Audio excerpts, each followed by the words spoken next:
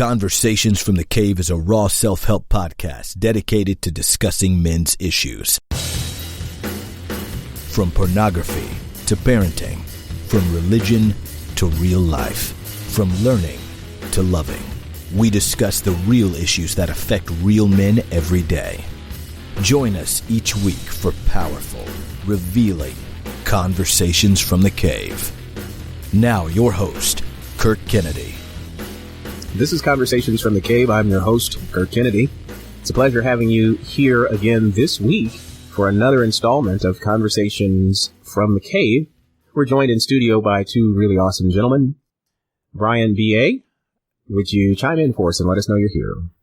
This is B.A. Glad to be here. Was out a little bit last week, but I'm ready to change one life at a time with one word at a time. Excellent. And also, we have to my left, Nola. Would you check in for us, sir? Yes, this is Nola73. Meet you where you at. Gentlemen, we started a discussion last week, and some of you guys who are listening to the podcast this week may hear this slightly out of order, so you'll hear perhaps part one during week 2. But we talked about the importance of dealing with despair and dealing with setback in a positive way in order to keep going. There's not a man on the planet who hasn't had some type of disappointment, some type of letdown, and we're hoping that from our experiences we can enable individuals who are listening to glean something from our experience and to become stronger and better able to cope with circumstances that may cause some sadness and perhaps despair. So last week, we spoke with Nola, who shared his disappointment with a major contract that hadn't come through or at the last minute fell through, and the subsequent emotional strain that placed, as well as the financial strain because of the investment of time and effort and money and attention. He mentioned the difficulty of not being able to work with his son, which was part of the whole plan, and the disappointment with just being able to have a plan come to fruition, in particular this one because of the amount of planning. Because we're talking about despair today, I would like for each of us, Nola, you shared yours last week. You may want to share another addendum part B, if you'd like to, about your issue of despair or issue of disappointment. But each of us has an issue that we've had to deal with, and I'd like to hear a positive way that each of you dealt with a circumstance. I want to also give Mustang an opportunity to check in. Mustang, can you give us a shout-out, sir? Yeah, hey, guys. Very glad that you guys have me again this week. Very glad to be here. Excellent. So we'll start with BA because you've kind of heard a little bit of what we've talked about, and do you have an experience that was particularly emotionally draining, and you saw a circumstance which allowed it to become something positive? Coming up this year, I've known my wife 9 years, but before we were husband and wife, we had that dating thing going on, and as we dated, there were some complications, in 2009, and I was very disappointed that I couldn't be the right person for her. And it just, I almost lost hope in really even having that relationship. So, as I say that, What turned around? What made it better? What made it move from despair to something amazing? Well, just I stayed in pursuit, and she just worked with me, and we worked together on the relationship to grow it. And I was really able to focus on my relationship with God, and at that point, just me and her started getting closer, and it started evolving. So it was just learning to focus and learning to just, keep pushing forward, even though there is failures or problems or despair.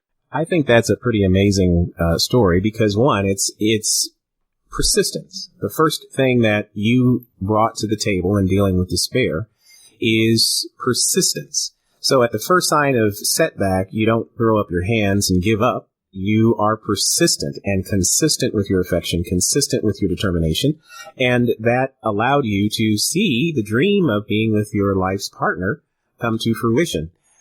Mustang, we're talking about despair today and how we can look at positive ways of coping with setbacks, because we all have them. Guys in particular carry them pretty heavy on our shoulders. Do you have an example of an issue that was a setback and then something positive came as a result of it? And I have a slightly longer story, so I'm going to share mine after yours. Yeah. Oh, yeah, man. I got a good one. Yeah. Despair, sadness, something that was definitely a setback. My color going into the industry that I go into. I was terrified of that. And before I even say anything, I'm going to go ahead and say, guys, embrace your setbacks. Embrace your setbacks. Embrace your setbacks. When I get done with this, you'll understand why.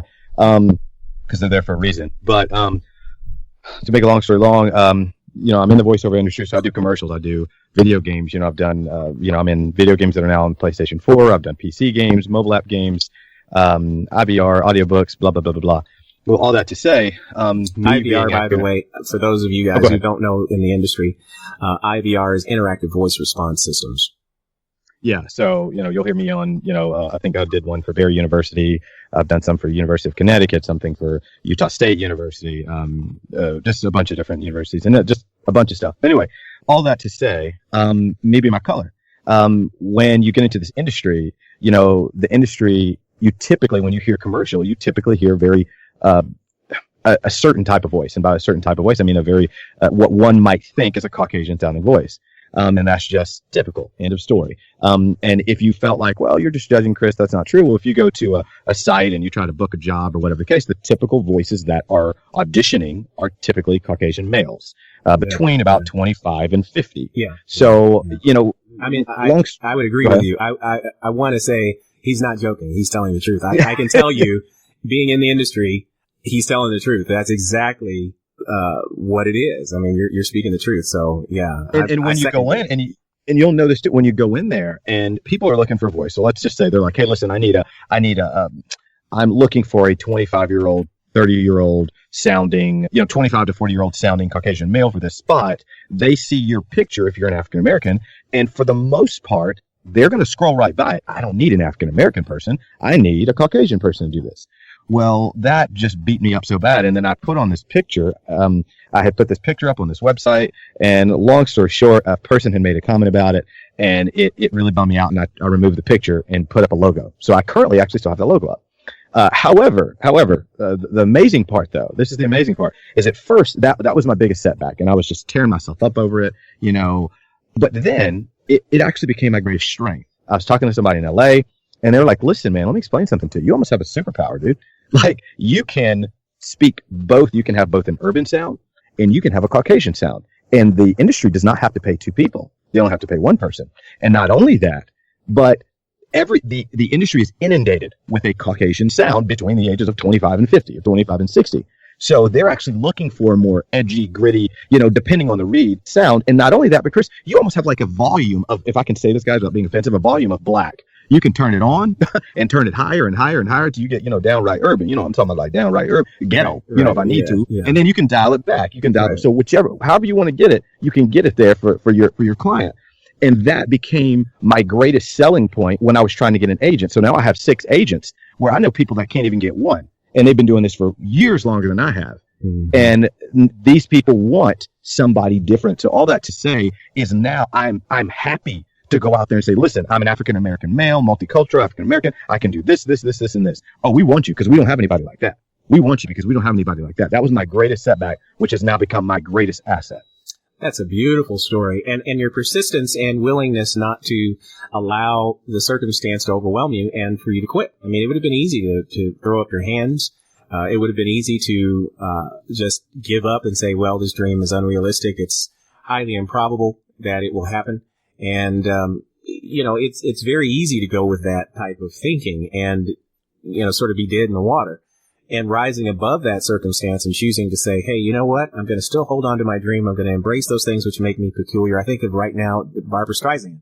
Barbra Streisand didn't think that she had a very good voice because her nose made her sound more nasal and more breathy. And she commented that she wanted to get a nose job initially because she didn't like her nose. But a vocal coach had the wisdom to say, don't get rid of your nose, because your nose is what gives you the sound that makes you all the money for the records that you sell. So it's the literal, what a lot of times people want to give up is the very uniqueness that creates the opportunity for them, and to embrace those unique qualities that you have. And that's the second thing that I like, acceptance of who you are and being authentic with who you are, and choosing to utilize those attributes, which would sometimes be seen as hindrances, and looking at them as empowering points to open opportunities for yourself. And that's a beautiful thing to hear that you were able to navigate that. Nola, you shared your setback. Did you want to reiterate that this week, or did you want to give us an update on how your circumstance went and where it stands presently and where you are on your journey? Or do you want to cite something else? You know what? Let me just go ahead and reiterate basically what happened last week. My brother and I, we had the opportunity to work together along with my son and another good friend of mine from New Orleans. And we landed a contract directly with AT&T. It was going to be pulling in fiber optics in the Dallas metropolitan area. At this particular time, we was all set and ready to go. We done talked with my son's supervisor. He's just graduated from high school. He was working at McDonald's and, taking on, college classes. And so we got everything set up to where he can still take those college classes, but he was going to be doing it online. Had a great opportunity to make some excellent money that was going to be also learning a craft and another skill that's going to be related to his field, which is computer technology. The week that we were supposed to take this road trip to go to Texas, AT&T pulled the contract. Now, this is something that my brother and I has been working on for years, to get a contract with one of the biggest four cellular providers. And AT&T opened up their doors, and at the last minute, it was pulled completely from us. But what made it so heartbreaking is that, I took my company, I had to revamp it, meet all of the AT&T criteria.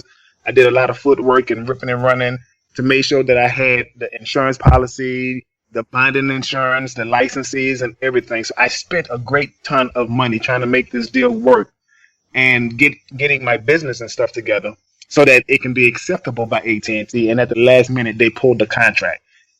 Not only did it hurt me so bad that my chest was hurting. And then when my son talked to me and just let me know how he felt, he was more disappointed because he wanted to work with his uncle and his daddy, and to be able to learn something and be taught by us the stuff that we have learned over the years. And when, my chest was already hurting, to hear him call me and to hear the despair in his voice, that added to it. And so this week, because this just happened last week, this week, things have, settled down. Now we're able to talk. We just came back off the road from New Orleans. I had to go talk to him, had to go see him,